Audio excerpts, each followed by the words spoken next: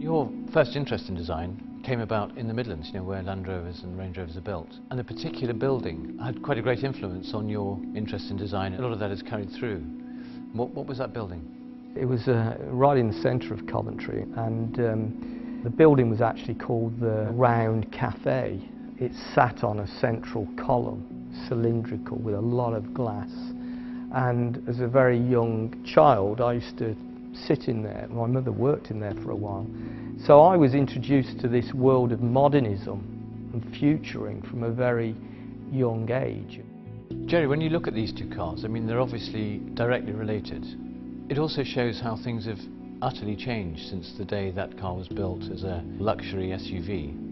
Remember that we're looking at the original here and where we currently are today, and there's two iterations in between.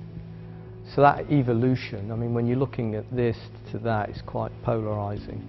Having said that, expectations or standards when it comes to luxury have changed massively from when this car was originally created, because by today's standards, you know, quite frankly, a car like this, as graded as it is, a car that I still love, wouldn't meet those standards today. There's another object here, an Eames chair. I know it's one of your favourite designs.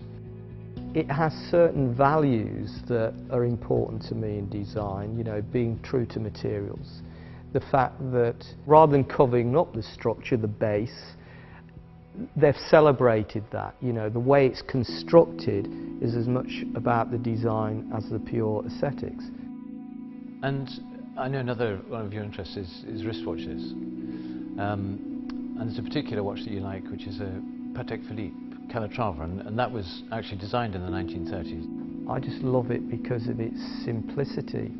It's as much about what it doesn't say as what it does say. But every detail on that watch, as simple as it is doing a job. And it's just a beautiful thing.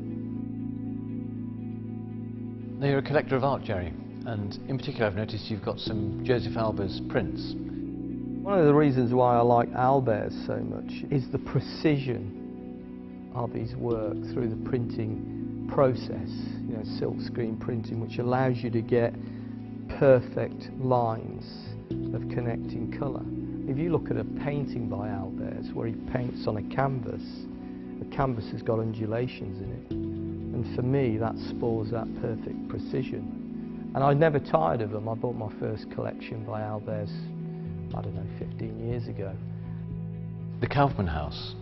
It occurs to me there are lots of features of that house which I can now sort of see in that Range Rover. There's the kind of bringing the outside into the house. The first time we really did it was on the Evoque. This massive panoramic roof was a direct influence of trying to bring the outside in. People tend to think of design as something you just add. It isn't. Design is actually the glue that pulls everything together. The world would be a sad place, for me, without great design.